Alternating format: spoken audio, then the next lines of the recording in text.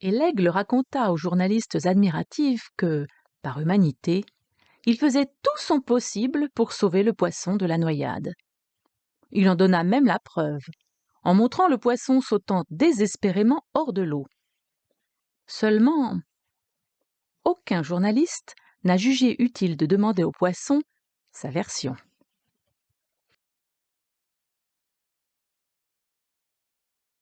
En avril 1823, le secrétaire d'État et futur président des États-Unis d'Amérique, John Quincy Adams, assurait que Cuba tomberait entre les mains de sa nation comme un fruit mûr. Car cette colonie espagnole, disait-il, était d'une importance transcendantale pour les intérêts de sa nation. En 1898, Cuba, en guerre contre la couronne espagnole, cherchait à obtenir son indépendance. Sans lui demander, les États-Unis lui apportent leur soutien. Les Européens durent partir. Mais Cuba passa aux mains de Washington, sans toutefois être qualifié de colonie. Comme le fruit était tombé, la quasi-totalité des terres passèrent sous domination états-unienne. Toute décision importante devait être approuvée par Washington. Alors Cuba devint le plus grand bordel, le plus grand lieu de divertissement et de drogue des Caraïbes. Elle devint aussi l'une des nations les plus inégales socialement et économiquement du continent.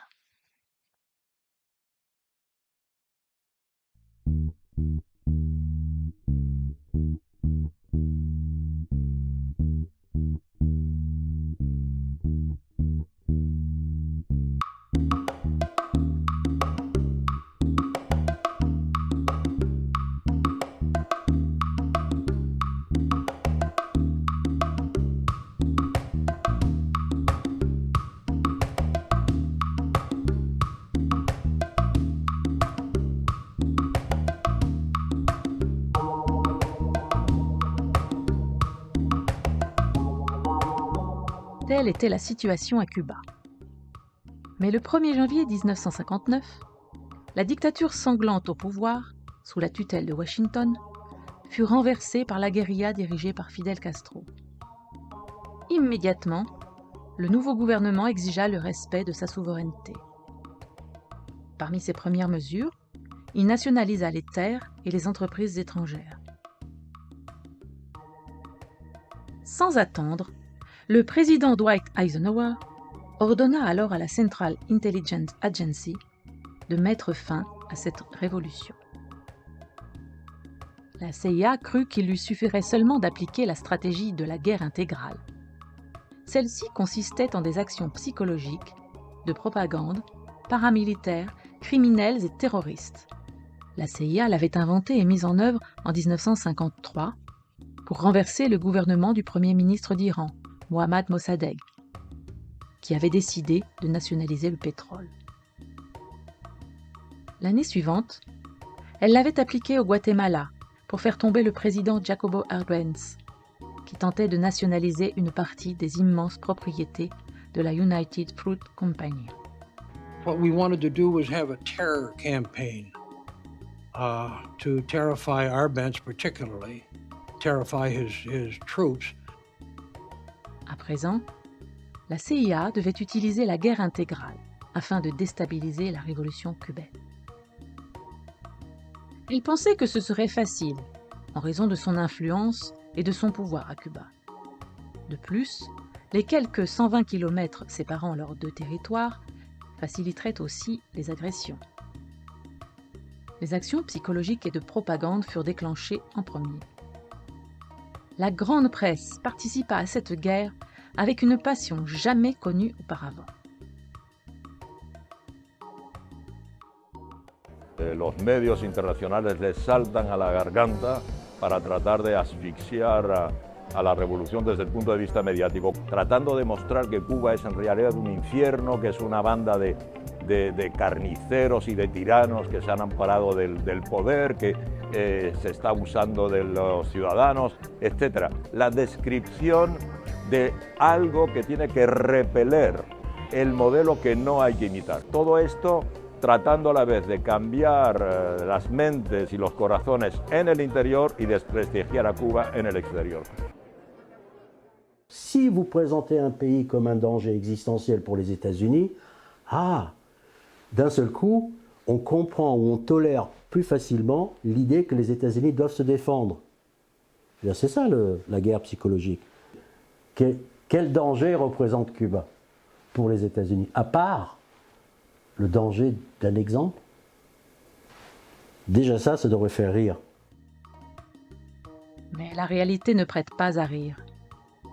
Car jusqu'à aujourd'hui, et ce depuis 1959, la guerre contre la révolution cubaine ne s'est pas interrompue un seul jour.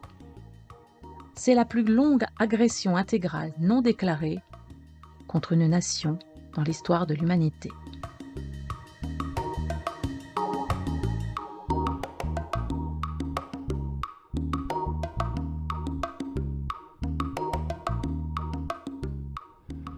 Have you, when I mean you, the CIA, the United States government, or any foreign power, what right do you have to do what you do in other countries? What National right? security interests.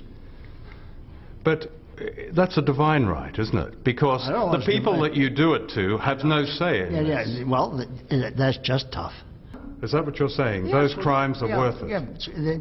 Sometimes, unfortunately, things have to be changed in a rather ugly way.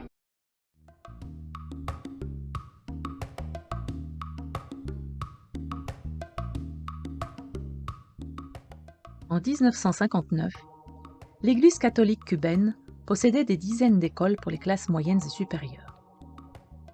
Mais un demi-million d'enfants n'étaient pas scolarisés et plus d'1 million de personnes ne savaient pas lire.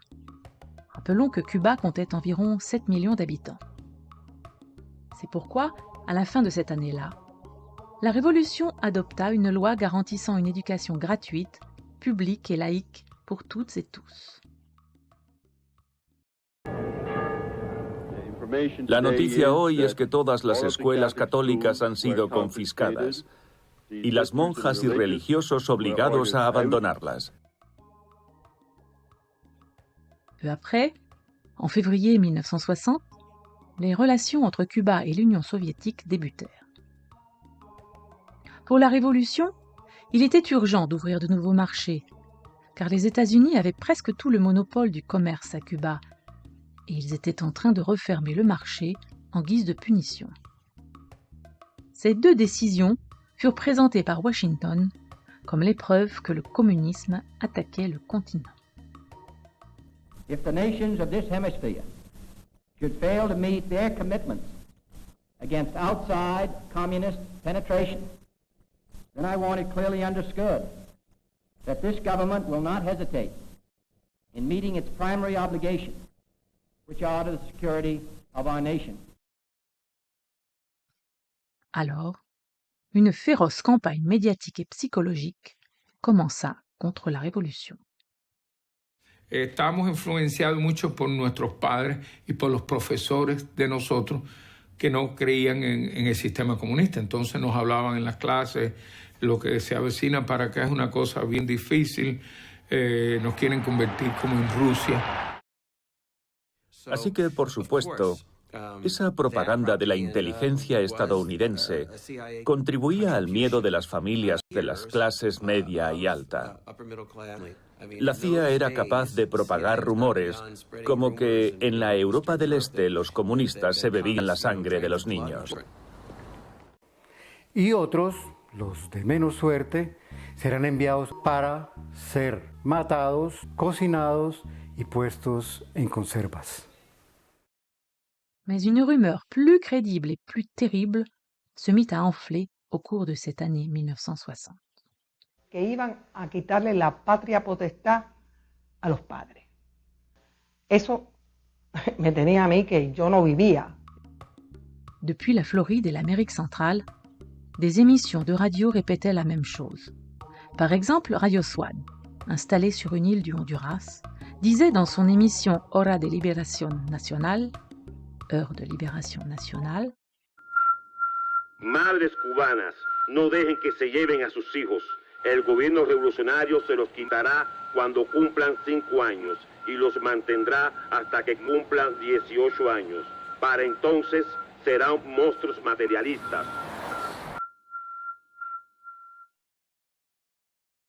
Mis padres estaban completamente convencidos de que le iban a quitar a los hijos a todo el mundo y entonces la salvación era mandarlos a Estados Unidos. À la Noël 1960, les 22 premiers enfants partirent. Mais quelques jours plus tard, le 3 janvier, Washington rompit les relations avec Cuba. L'ambassade étant fermée, il n'y avait plus de visa. C'est là que l'Église catholique de Floride principalement joua un rôle fondamental.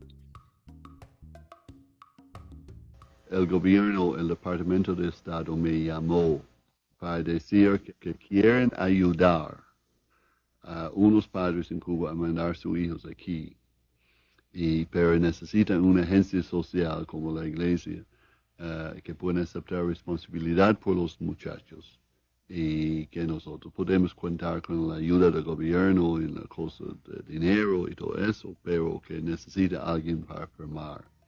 Entonces yo le dije, sí, vamos a firmar. Y yo firmé el documento. Pour les visas, Washington donna des instructions. So you could take a visa waiver and you could blank out the name and birth date, write in a new name and birth date, and... It was false.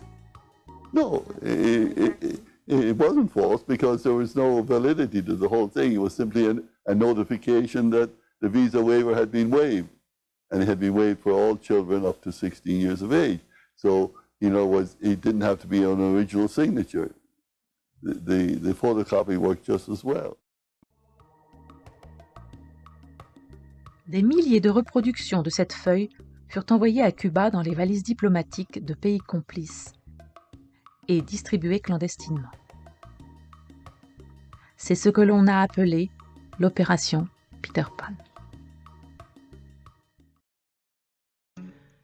Veo a mi madre y a mi padre llorando, pero llorando de una manera que nunca antes había visto, y eso me asustó. Y éramos casi todos niños, Pedro Pan, los que veníamos en el avión, con la excepción de unos cuantos adultos. Entonces los niños gritando y las personas adultas estaban más bien que viva Cuba Libre y celebrando. Uno de los grandes shocks de esa situación fue saber que íbamos a orfelinatos, porque la noción que tenían los padres en Cuba era que las niñas iban a ir a escuelas privadas americanas. Y de madrugada a veces te sentía niños gritando, papi, mami, y yo con 13 años pues lloré muchas noches. Mi hermano era niño, ¿no? Era un niño. Y las cartas que le mandaba a mi madre estaban llenas desde el principio al final de la hoja, por delante y por detrás, con solamente dos palabras, que se repetían, y se repetían, y se repetían así toda la hoja por delante y por detrás.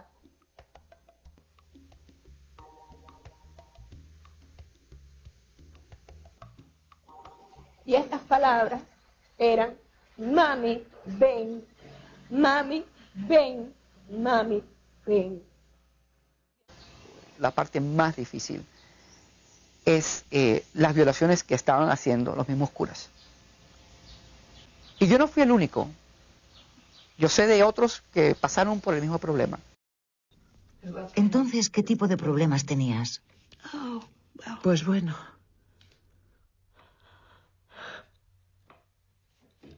¿Podemos parar? No quiero hablar de eso.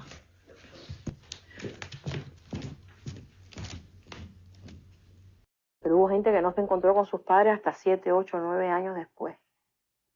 Que fueron adoptados, que fueron a parar a esto que se llama foster homes, o sea, casas de adopción, familias particulares, y algunos casos incluso pues de 2 y 3 y 4 familias adoptivas. So why didn't the parents leave with their children, not separately? Because they for some reason or other, the U.S. government did not see fit to give them visa waivers.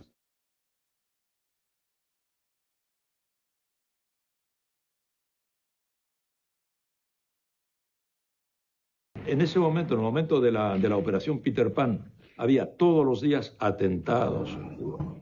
Había bombas que estallaban en los grandes almacenes, bombas que estallaban en los cines, bombas contra los campesinos, se incendiaban cosechas, grupos mercenarios que se autoerigían en justicieros en aquel momento. Entonces el gobierno no percibe la operación Peter Pan. Mi padre fue uno de los dirigentes, una de las personas más importantes por el lado cubano en las operaciones de la CIA en el 59, al principio de los 60. Antes de morir, a finales de los años 90, él reúne a mi hermana, mi madre y al esposo de mi hermana, me acuerdo, allá en Miami Beach, a decirnos algo que le dolió a él mucho toda su vida. Y era la cuestión esta de la operación Peter Pan o Pedro Pan, que la operación fue una operación de la CIA, al punto de que la famosa ley esa de la patria potestad sobre los niños cubanos, etc., él tuvo que ver en escribirla. Jusqu'en octobre 1962, ce sont plus de 14 000 mineurs qui partirent pour les États-Unis. Il s'agit du plus grand exode de mineurs non accompagnés de l'hémisphère occidental et l'un des plus importants au monde. Pues bien, aunque no se crea, así se preparó y se desarrolló la primera campaña de guerra psicológica contra la revolución cubana naciente. Su estrategia, su objetivo principal era dividir a la familia cubana, dividir a la sociedad cubana, poner a una parte de la sociedad cubana contra la dirigencia de la revolución. No importó que esto trajera el sufrimiento de miles de niños y a miles de familias.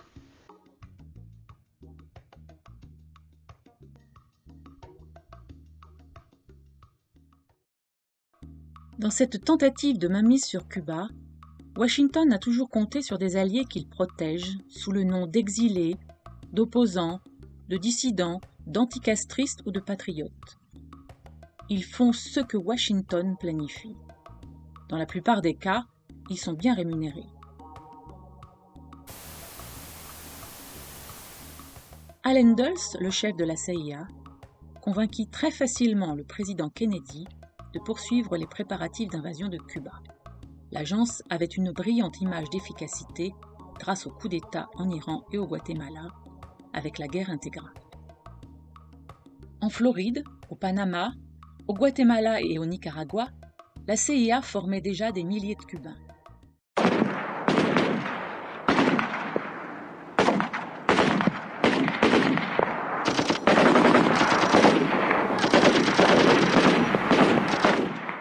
Nosotros pensábamos que íbamos a triunfar en ese empeño. El hecho de que los americanos nos estuvieran apoyando era una cosa para nosotros que garantizaba el triunfo de esa invasión. Los americanos nos estaban entrenando, los americanos nos estaban armando, los americanos planearon todo. L'invasion commença le 17 avril 1961 avec la brigade 2506. Quelques jours auparavant, des avions avaient bombardé le territoire cubain.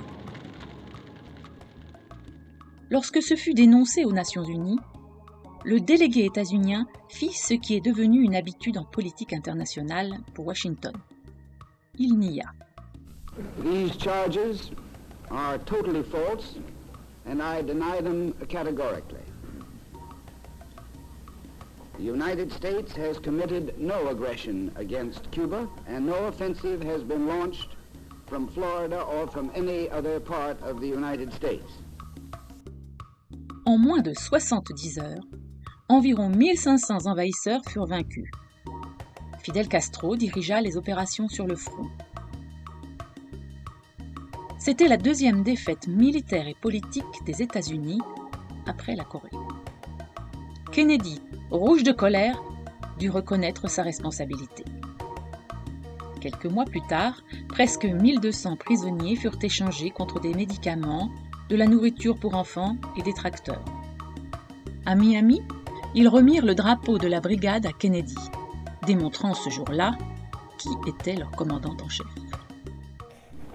I can assure you that this flag will be returned to this brigade in a free Havana.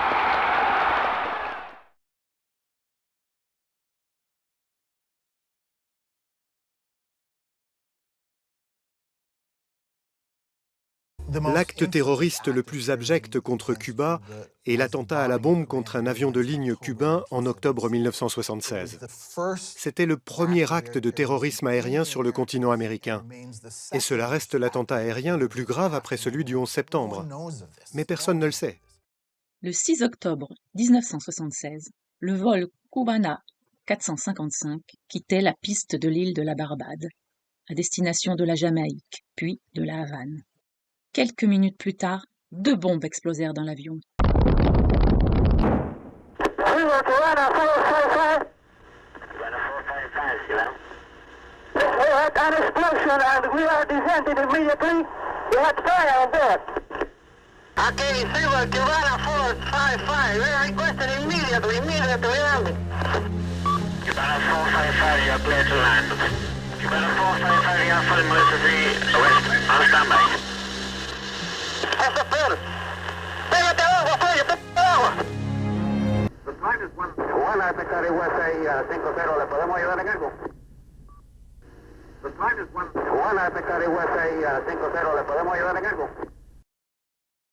Il était 12h23. 73 personnes moururent, dont une enfant, ainsi que l'équipe de jeunes escrimeurs cubains. Et il a été perpétré par 2 exilés cubains. Ils avaient été formés aux explosifs par la CIA. Il s'agissait de Luis Posada Carriles et d'Orlando Bosch.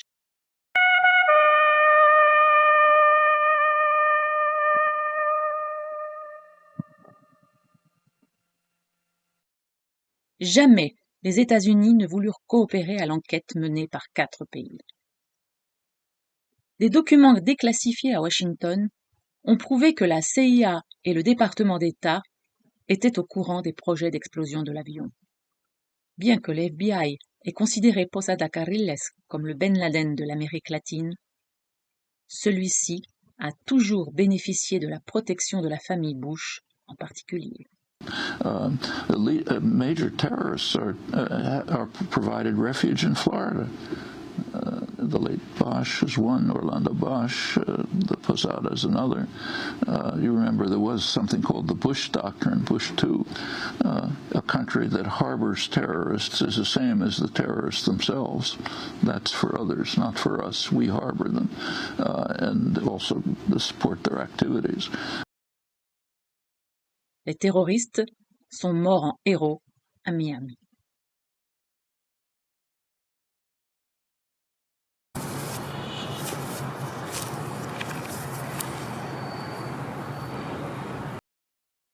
La clase política en Estados Unidos parece ha pensado siempre que si no dominan a Cuba, Cuba constituye una vulnerabilidad intolerable para Estados Unidos. Esto, por supuesto, es un punto de vista algo patológico, pero a la vez real. Cuba sí, Castro no. God bless you and viva una Cuba libre. Long live the dawn of freedom. Viva Cuba libre. Encore un autre président qui a terminé son mandat sans réaliser son souhait. George Bush, père, son successeur, crut en avoir l'opportunité avec la désintégration de l'URSS en 1991, entraînant avec elle le bloc socialiste européen. Fidel Castro l'avait pressenti en 1989. Porque si mañana o cualquier día nos despertáramos con la noticia de que se ha creado una gran contienda civil en la URSS, o incluso que nos despertáramos con la noticia de que la URSS se desintegró, cosa que esperamos que no ocurra jamás. Aún en esas circunstancias, Cuba y la revolución cubana seguirían luchando y seguirían resistiendo. Cuba avait reçu 98% de son pétrole de l'URSS, qui lui assurait plus de 70% des échanges commerciaux. À présent, plus rien. Et Cuba demeura seul. L'instauration d'un programme d'ajustement et de résistance pour faire face à la crise à venir fut donc annoncée au peuple cubain. On l'appela « période spéciale en temps de paix ». Puisque l'URSS était tombée, ce serait un jeu d'enfant avec Cuba. Bueno, con la caída del campo socialista, la apuesta de todo Occidente, y lamentablemente así lo creyeron muchos de la izquierda en el mundo, que Cuba se caía ya por su propio peso. Con la caída del campo socialista, obviamente, en nuestro país, comenzamos a sentir los primeros impactos, la escasez, los apagones, la falta de todo el confort que habíamos logrado hasta esa época en el modo de vida. Percibí, viví y compartí los días difíciles del pueblo de Cuba cuando este pueblo comenzó a unirse, a crear más solidaridad. El reto era vencer y no hay otra, hay que vencer, y para vencer había que sacrificarse y el pueblo se sacrificó. Fueron muchas las dificultades, fueron muchos los obstáculos de transporte, de corriente eléctrica. Yo escribí mi tesis con velas, porque pasábamos 15 y 16 horas sin corriente eléctrica. Había que subir 11 pisos con aquellos niños pequeños, sus mochilas, llegar en medio de un apagón. A veces teníamos alguna lamparita recargada, a veces tenían que hacer sus tareas bajo una penumbre horrible. Cuando tenía que ir a estudiar, ir a los ensayos, no pasaba el transporte, pero no importaba. Cualquiera te paraba, un camión, lo que sea, o una bicicleta, y llegábamos. A veces un poquito caminando y otro poquito en algún transporte. La dificultad alimentaria sí, fue muy difícil. La recuerdo que no había aceite, comíamos las comidas hervidas. Lo que había, se comía. Y me recuerdo una amiga bailarina que un día llegó a los ensayos con una java llena de zanahoria, que no sé de dónde las había sacado, y nos dimos un atracón de zanahoria y así estuvimos ensayando por 4 horas. Fue una situación muy difícil, que incluso hubo varios miles de personas en Cuba que se enfermaron por las carencias de vitaminas y por ataques de virus, etcétera, que hubo en ese momento, que produjeron una epidemia en Cuba de una cosa que se llamó la polineuropatía epidémica. Yo quisiera saber cuántos cubanos han muerto directamente o indirectamente con motivo del bloqueo, porque es evidente que si usted necesita insulina y no la recibe, pues si usted es diabético, usted se muere. En 1992, en pleno periodo especial, yo quedé embarazada. Pero a pesar de que había una situación complicada en el país, a mí el país me garantizaba que yo tuviera mi litro de leche 2 o 3 veces a la semana. Alors que Washington et ses alliés cherchaient à vaincre la révolution par la famine, la campagne médiatique était constante, à l'intérieur et à l'extérieur de Cuba.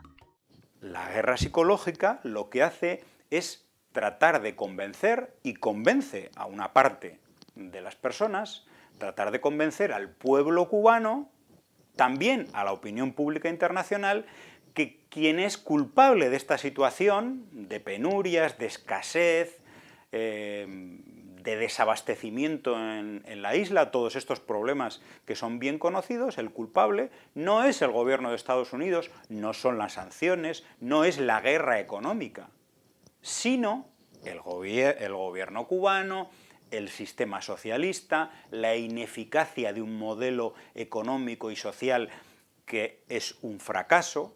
Este es el relato que tratan de imponer a través de la guerra psicológica. Y fueron pasando los meses y los años y la revolución no se rendía. Lo que constató Washington es que su veneno se le estaba devolviendo, que debido a la campaña incesante contra la revolución cubana dirigida a hambrear a este pueblo, a dividir a este pueblo, miles y miles estaban partiendo en balsas y en lo que pudieran a buscar lo que les ofrecía esa campaña de odio. Porque la idea era esta, demonizar y satanizar a la revolución cubana y a los dirigentes y al mismo tiempo decirle, vengan al sueño americano y aquí nosotros les vamos a dar todas las condiciones para vivir mucho más cómodo. Partieron tantos cubanos hacia la Florida que llegó un momento en que Washington decidió encerrarlos en la base militar de Guantánamo, territorio cubano ocupado por Estados Unidos. Y seguían pasando los meses y los años, y Cuba no se arrodillaba. Pero Estados Unidos seguía desesperado. Entonces el presidente Bill Clinton firmó la ley Helms-Burton, una ley que intentaba cortarle cualquier posibilidad de comercio a Cuba con cualquier país del mundo. Second, I will move promptly to reach agreement with the Congress on the pending Helms-Burton Cuba legislation so that it will enhance the effectiveness of the embargo in a way that advances the cause of democracy in Cuba. Une bonne partie de cette loi est uniquement destinée pour les États-Unis de clarifier les conditions dans lesquelles le blocus doit être levé. Et cette clarification passe par une privatisation, une libéralisation, une ouverture du marché économique cubain pour les entreprises américaines. Cuba, pour être considéré comme un État démocratique et éventuellement lever le blocus, doit se soumettre au libéralisme économique, doit privatiser son secteur bancaire, doit privatiser son système scolaire. C'est ça les conditions sine qua non. Ce n'est pas les droits de l'homme qui sont à peine mentionnés. El bloqueo es extraterritorial, sanciona a todo el conjunto de empresas que quieren invertir en Cuba, impide las exportaciones de los principales rubros de Cuba a otros países, impide o las minimiza, ataca a parte del turismo a Cuba, impacta no solamente en la economía cubana de manera directa, sino en cualquier otra economía que quiere relacionarse con Cuba de alguna manera. Es un tema que tiene que interesar todas las empresas que quieren invertir y que creen en este país. Si no hablamos más del tema del bloqueo como un tema político, sino como un tema social y que afecta a la economía de tantos empresarios que les gustaría invertir en ese maravilloso país. Porque un banco chino o un banco turco no va a querer exponerse a que el Tesoro americano lo sancione, como ha sancionado al Banco de Suiza, a bancos franceses, a bancos alemanes, directa o indirectamente, en particular en el sector financiero, tienes un bloqueo del 90-95% del capital. La presse, les grands médias arrivent soigneusement à éviter d'en parler. Rarement ils mentionnent les sanctions économiques. Quand ils les mentionnent, ils utilisent le terme un peu neutre, un peu sans saveur d'embargo. Mais jamais, jamais, jamais, et j'insiste sur jamais, ils n'expliquent en quoi consiste le blocus. Y el bloqueo es absolutamente determinante porque determina toda la vida cotidiana de Cuba. Y además nos hemos acostumbrado durante todo este tiempo a vivir un poco bajo la presión de qué será el mañana. sobre todo pensando en la cercanía que tenemos al gobierno de Estados Unidos, que bloquea nuestra economía en todos los sentidos, y el bloqueo sí es real, el bloqueo no es un eslogan. Todo lo que los Estados Unidos dicen sobre la legitimidad del bloqueo o la legitimidad de las medidas coercitivas internacionales es falso en el derecho internacional.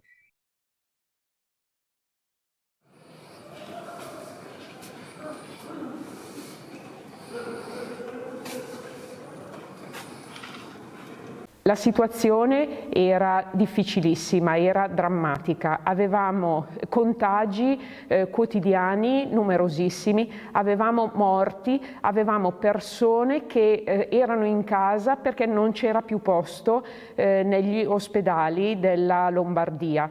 Avevamo chiesto aiuto allo Stato italiano, aveva potuto allestire un ospedale da campo, ma non aveva personale medico.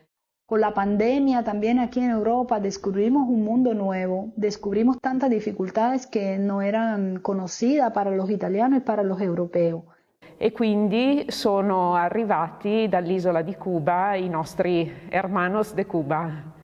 Nunca se había llegado a auxiliar a un país desarrollado, a países del primer mundo, pero llegó la pandemia de COVID-19, donde el 22 de marzo llegó una brigada médica compuesta por 52 cooperantes de la salud, entre médicos, enfermeros, epidemiólogos, especialistas en diferentes especialidades médicas, y después otra brigada médica que se incorporó en Turín, en Piamonte, con 37 colaboradores, y después también una brigada médica che estuvo in Andorra. In generale l'arrivo dei medici cubani sia a Crema e poi anche nella città di Torino è stato visto con grandissimo interesse da tutto il paese, da tutta la nazione italiana, perché era una testimonianza di grande vicinanza, di grande umanità, di grandissima solidarietà.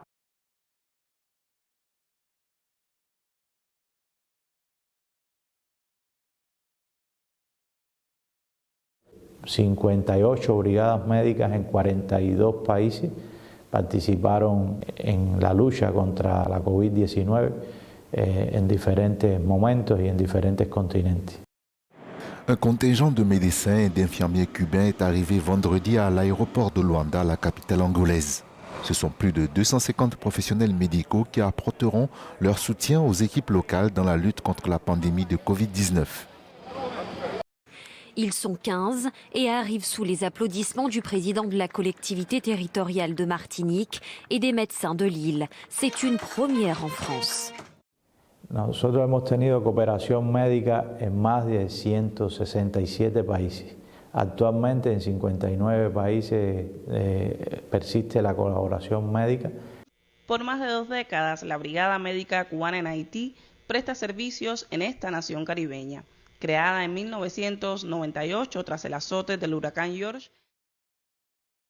Ocurrió un suceso que marcó también una diferencia en cuanto a la cooperación médica en el exterior, y fue en el año 2005, cuando fue creado el contingente Henry Riff, especializado en desastres naturales y graves epidemias. Y ante un evento meteorológico que ocurrió, el huracán Katrina, en New Orleans, en los Estados Unidos, y el gobierno cubano le brinda esa ayuda al gobierno de los Estados Unidos. Este desestimó esa ayuda médica y de personal de salud. Cuba será pronto libre.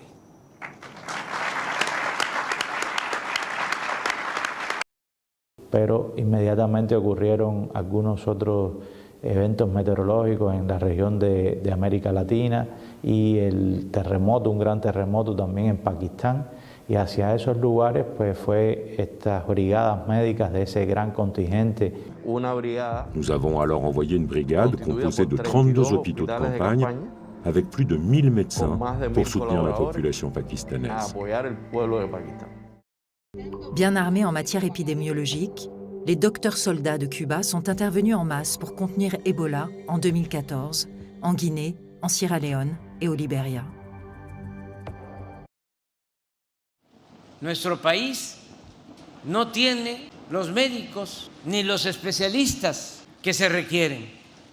Mientras los neoliberales estaban impidiendo que se formaran médicos, en Cuba estaban impulsando y el que se consolidara uno de los mejores sistemas de salud del mundo. Mientras otros países envían tropas y armas a muchas naciones, Cuba envía médicos. Es que me da risa, envía médicos porque los venden, loca. La fabrique de la haine ne pouvait pas permettre au monde de voir une telle solidarité de la part d'un pays qu'elle a maintenu sous blocus. C'est pourquoi, toujours soutenue par la grande presse, elle a déversé son flot venimeux de mensonges.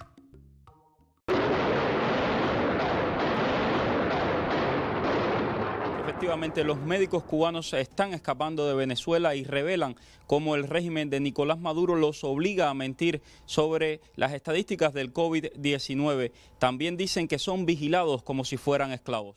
Le nouveau président brésilien a été le premier à dénoncer le travail esclave. Jair Bolsonaro a renvoyé les 10 000 Cubains chez eux. Ils n'ont pas été remplacés. Tant pis pour les malades. Plus de 113 millions de Brésiliens ont été soignés depuis la création de ce programme en 2013, des soins médicaux essentiels pour l'association des maires brésiliens. Un bénéfice pour le pays où quelques 700 villes et villages étaient auparavant de véritables déserts médicaux. Est un médecin sans aucun droit. Il est enrôlé de force pour 3 ans minimum. Sa famille reste otage à Cuba. S'il abandonne la mission en cours de route, ça vaut 8 ans de prison. Sur place, les relations avec l'autochtone sont interdites. La sécurité d'État le surveille étroitement. Un couvre-feu lui est imposé. C'est un esclave en blouse blanche. La Havane confisque entre 70 et 90% de son salaire. Y nuestro salario es una manutención que tenemos aquí en el gobierno. Nuestro salario está en Cuba y se le da y se le brinda a nuestros familiares. Vamos inicialmente como médicos y al final nos convertimos en políticos, porque vamos a diseminar, a difundir, a cambiar la forma de pensar de esos pacientes en esos países para convertirlos en comunistas. Por eso a cada cubano que agarren en Venezuela lo que deben es cortarle el cuello, cortárselo. Que no vengan más diciendo que están a favor de que vienen aquí a resolverle, a ayudar al pueblo venezolano. Ustedes no ayudan a nadie. Ustedes son parte de la complicidad del comunismo internacional.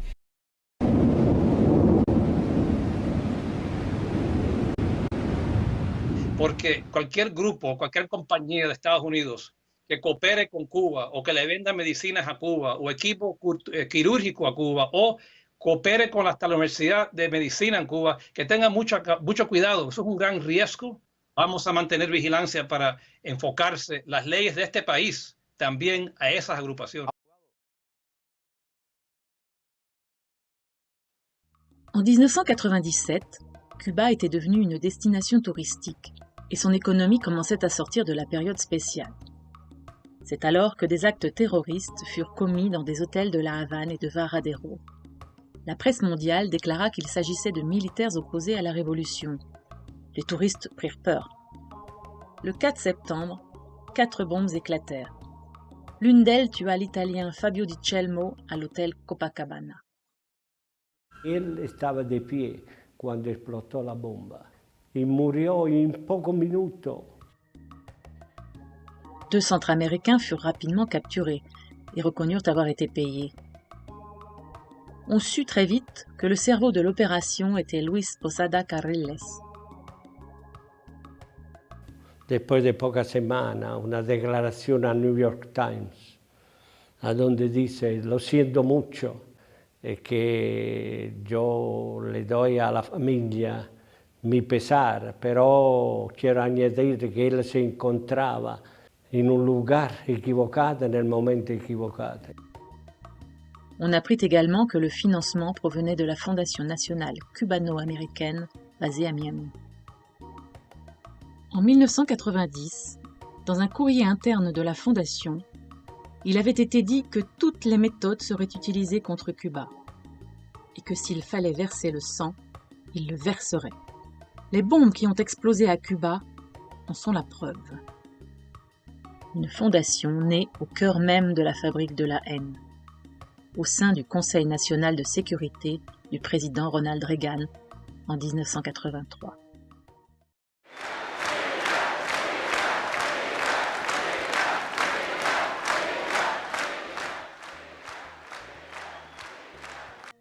Son objectif était de contribuer à mettre fin à la révolution cubaine et de servir les plans clandestins de l'administration Reagan à l'étranger. La loi Helms-Burton, signée par le président Clinton, fut écrite dans les bureaux de la Fondation à Miami.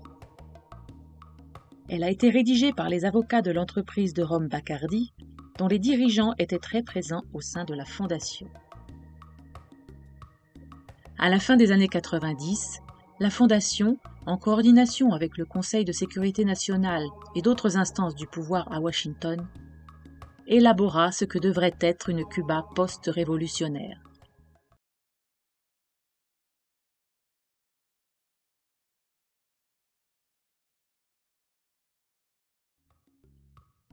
Le 20 mars 2016, le président Barack Obama est venu à Cuba.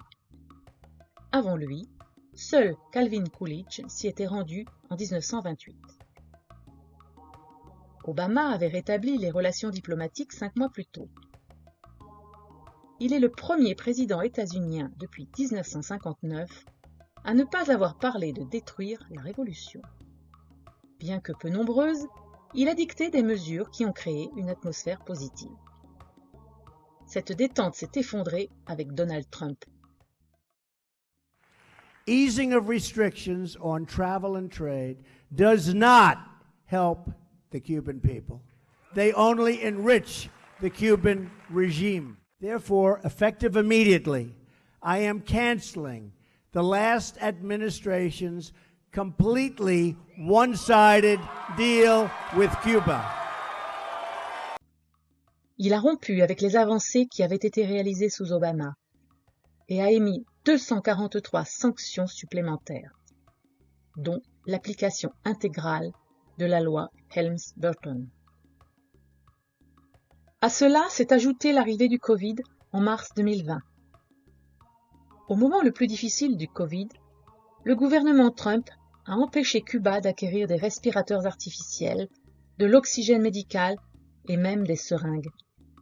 Pourtant, Cuba a vacciné sa population avant les États-Unis et de nombreux pays européens, avec ses propres vaccins et des seringues envoyées par la solidarité. Cuba is unfortunately a failed state in repressing their citizens. La brutalidad, la perversidad, la maldad con que el gobierno de Estados Unidos se ensañó con este pueblo cuando la COVID, eso a mí no se me olvida nunca en la vida. Y lo voy a reclamar donde lo tenga que reclamar. Y el pueblo tiene que conocer eso. Fueron perversos, fueron brutales, fueron genocidas. Ese es el enemigo que tenemos. Y ese sí tiene la mayor parte de la culpa de las cosas que nos pasan a nosotros. Porque se ha ensañado con esta revolución y se ha ensañado con este pueblo.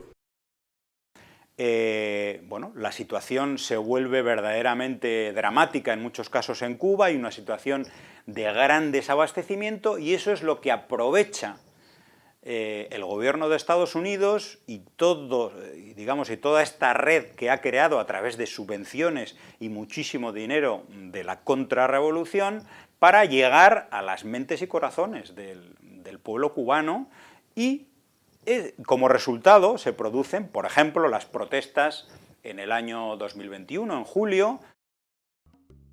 Ellos habían enfocado la posibilidad de un cambio de gobierno en julio, pues no pasó nada. Hubo demostraciones en Cuba, manifestaciones, como las hay en todos los países del mundo, que no fueron reprimidas como Emmanuel Macron ha reprimido las manifestaciones en Francia. Que son fenómenos marginales en una sociedad europea cualquiera ni siquiera se hubiera hablado porque son protestas muy menores, pero claro, en Cuba aparecen como algo insólito porque no ocurren todos los días. Hubo una gran campaña que daba la impresión que el gobierno de Cuba estaba a punto de desmoronarse. La prensa, el New York Times, el Washington Post, montó todo un espectáculo. Pasó una información completamente falsa.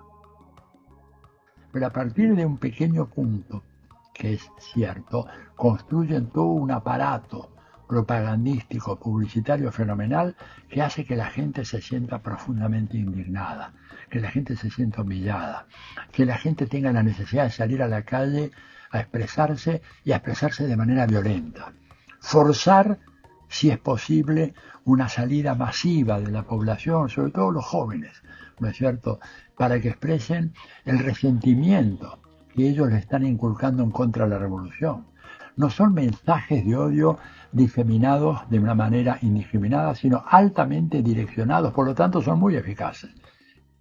Pero claro, la influencia en las mentes va a ser tanto más fácil cuanto la persona va a estar viviendo en condiciones muy complicadas. Si Cuba no puede importar porque no le dejan pagar la alimentación, o no le dejan pagar los medicamentos, o no le dejan pagar el petróleo, entonces hay muchas dificultades de la vida cotidiana. Y la reacción de cualquier persona en cualquier país del mundo es decir, la culpa la tiene el gobierno. Un sistema de propaganda sumamente sofisticado y que ataca a la población en todo momento. No solo mienten, y mienten sistemáticamente, pero suprimen toda la información que no conviene. En el año 2018 se crea, por parte del Departamento de Estado de Estados Unidos, la Fuerza de Tarea de Internet para Cuba, que forma parte de una estrategia de desarrollo de la guerra psicológica en Internet dirigida hacia la población cubana.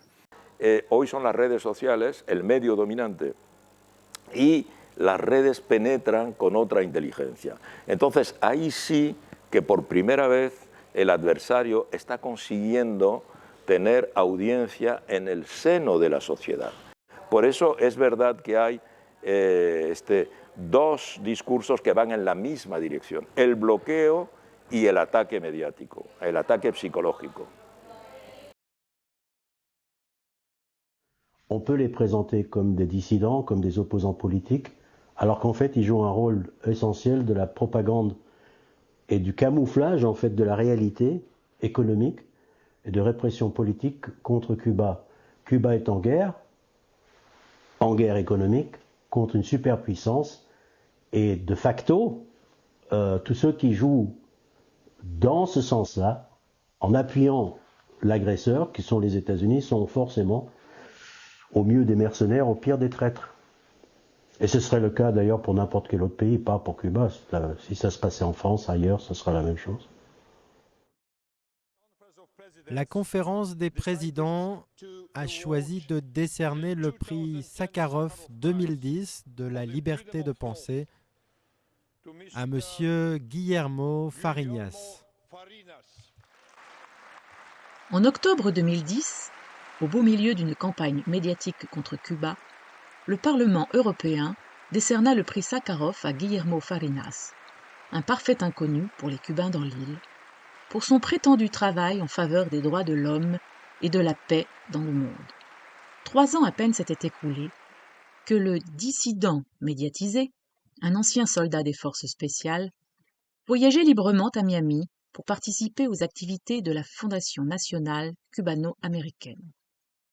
Adelante, adelante, adelante. Et pour rencontrer le terroriste Luis Posada Carriles. Tratamos de unir a los luchadores que ejercieron la violencia política, porque una de las cosas que nosotros no aceptamos es que se desprecie a nadie porque haya ejercido la violencia política o no. En nuestro programa hemos preparado la lista roja, una lista de personalidades y celebridades vinculadas a la dictadura cubana que entran a Estados Unidos con visa. ¿Podríamos enviársela para que revisen a estas personas, a estos visados? I'd like to, if you give me the list, yeah, that's okay with me. Thank you very much.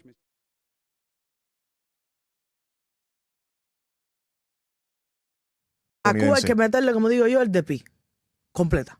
¿Qué más puede hacer Estados Unidos? Tienen que apretar.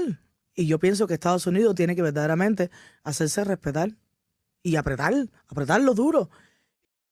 Con la participación de importantes figuras del exilio cubano, venezolano y nicaragüense, la Asamblea de la Resistencia apoyó hoy las nuevas medidas de Washington para reforzar el embargo a Cuba.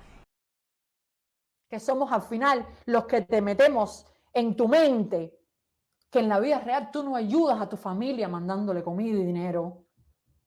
No hay que mantener a los cubanos en Cuba porque al final mantienes la dictadura, mantienes la represión, mantienes la miseria. Aunque a ti te parezca que lo que estás haciendo es ayudar a tu familia. Y voy a ganar la alcaldía del condado. Y voy a hacer todo lo posible, absolutamente todo lo posible, para obligar a los legisladores a cambiar lo que haya que cambiar para que la dictadura cubana desde este condado no reciba un solo beneficio. La principal moneda para la compra de alimentos internacionalmente sigue siendo el dólar. Los precios de los alimentos se han triplicado en lo que va de este año. Al régimen no tener acceso a esa banca, no tiene esa moneda, el régimen no puede cambiar dólares, no puede comprar alimentos. Y te vas a la mierda con tu perra hambre y te vas a la mierda con Díaz-Canel metido en el y ya, yo no quiero ser ni mártir, ni luchadora, ni la más dura, ni nada. Pero si se ponen a comer tanta yo me retiro de hablar de política y yo estoy aquí en el Yuma viviendo bien.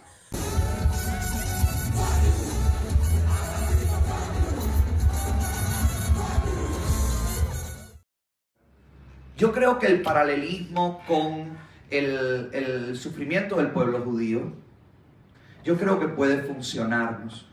Porque tú le puedes explicar a un francés, mira, los cubanos no tienen pasta de dientes. Eso no les representa a ellos nada, ellos no pueden entender. Ahora, tú le dices a un francés, los cubanos están en campos de concentración, inmediatamente va a tener una referencia. Los cubanos están siendo masacrados, como fue el pueblo judío, y van a tener una referencia. Los cadáveres los están matando. A los niños jovencitos los quieren obligar a que se retracten. Los ponen en un pasillo y le dicen, mira, lo que hacemos, lo que hace la revolución, y le están cortando las orejas, le pinchan los ojos.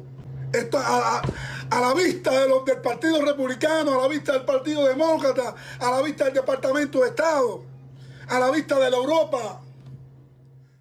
De manera unida, tenemos que pedir una intervención internacional encabezada militarmente por los Estados Unidos para poner fin a este régimen ilegítimo. Cuba es un país terrorista, un estado que auspicia el terrorismo, es un estado narcotraficante y es un país que ha estado exportando el comunismo en todo el mundo, no solo en esta región, en todo el mundo, África, Afganistán, Nicaragua, Venezuela y tantos otros lugares. Es una serpiente venenosa y esto se tiene que acabar, no solo por la libertad del pueblo cubano, sino del hemisferio y la seguridad nacional del país. Gracias y Dios lo bendiga. Alcalde, los comandos F4, le agradecemos su presencia aquí, el apoyo que usted está dando al pueblo de Cuba.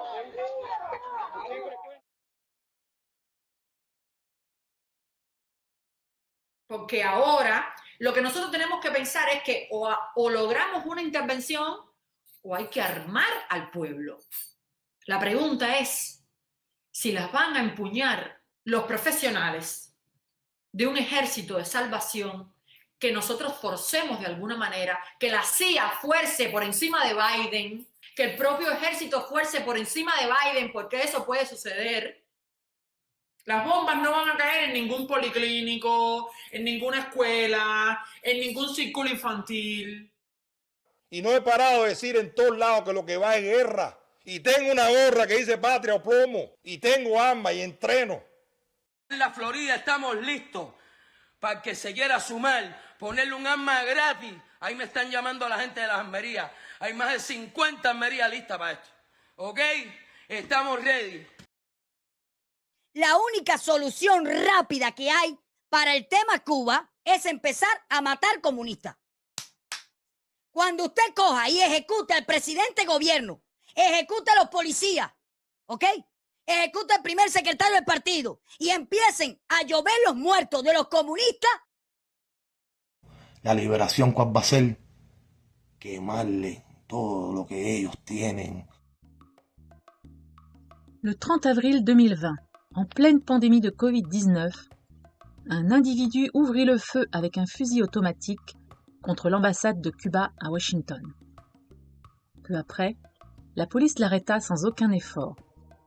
Il n'a jamais été poursuivi. Jamais le département d'État n'a fait de déclaration.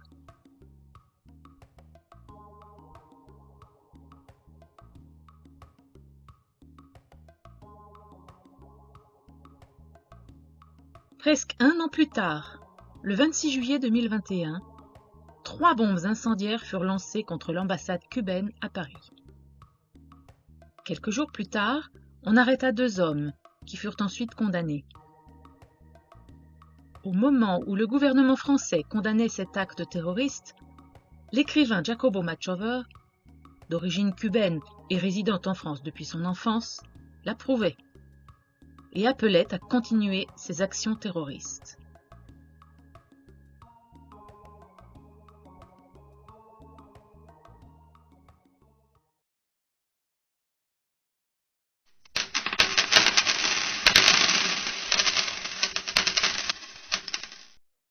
Te sorprendería si te digo que durante 20 años, desde el 2001 hasta el 2020, el gobierno de los Estados Unidos ha declarado, mediante el IRS, la Oficina de Impuestos del gobierno de los Estados Unidos, que más de 160 organizaciones que se dedican a luchar en contra de la dictadura han empleado 407 millones de dólares en esta lucha. Y mi pregunta es, ¿en qué se ha gastado este dinero? De la industria de la lucha por la libertad o la industria de los derechos humanos, principalmente está manejada por instituciones norteamericanas o otras ONGs que se derivan de esas instituciones norteamericanas y son las que generalmente están llevando aquí eventos, coloquios y todo lo demás. Pero al final han construido precisamente esta especie de industria donde entre viajes, hoteles, comidas, recepciones, salarios, o sea, todo eso se van millones, con el tiempo se van millones. Líderes de organizaciones opositoras con casas en Coral Gables, con casas en Nueva York, líderes opositores que gastan $98,000 en concepto de viajes o $50,000 en concepto de conferencias. Y esos recursos no llegan a la gente que está en el terreno tratando de enfrentarse con el sistema.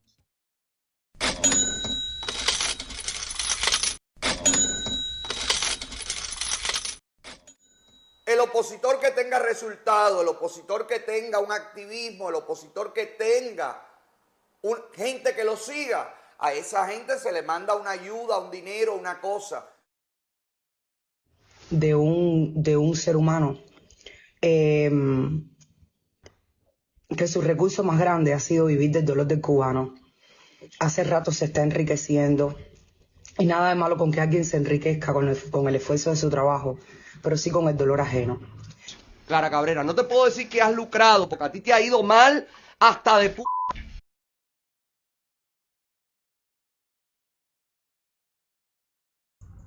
Necesitamos refuerzo para cuando el pueblo se tira a la calle. Cuando el pueblo se tira a la calle, ya veremos qué necesitamos.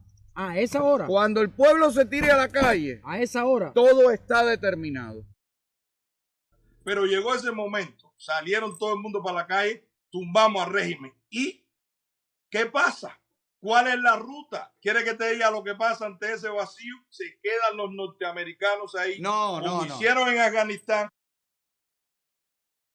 Nunca van a poder contrarrestar la enseñanza, el ejemplo de solidaridad, de fraternidad que ha dejado a Cuba su movimiento revolucionario y sus dirigentes. Es un pueblo y un gobierno profundamente humano. ¡Que viva el pueblo digno de Cuba!